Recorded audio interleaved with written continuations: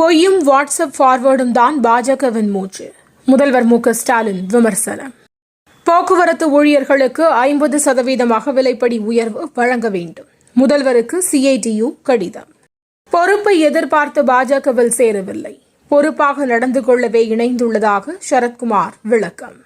கர்நாடகாவிடமிருந்து தண்ணீரை எப்படி பெறுவது என்பது எங்களுக்கு தெரியும். அமைச்சர் துரைமுருகன் பேச்சு.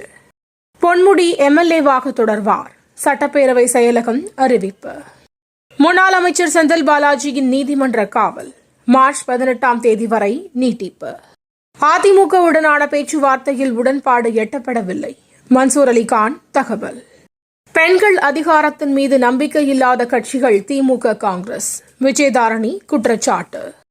தேர்தல் பத்திரங்கள் குறித்த விவரங்கள் சரியான நேரத்தில் வெளியிடப்படும். இந்திய தேர்தல் ஆணையம் அறிவிப்பு.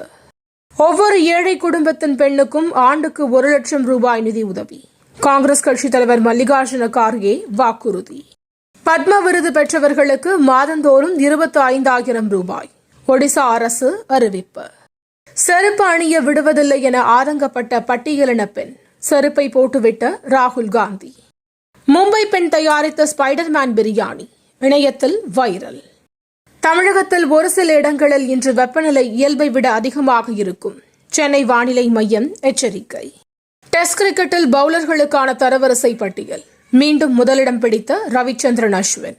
தினம் தினம் நடக்கும் முக்கிய நிகழ்வுகளை சுருக்கமாகவும் தெளிவாகவும் தலைப்புச் செய்திகள் வழியே அறிந்து கொள்ள QLN நியூஸ் சேனலை சப்ஸ்கிரைப் செய்யவும்.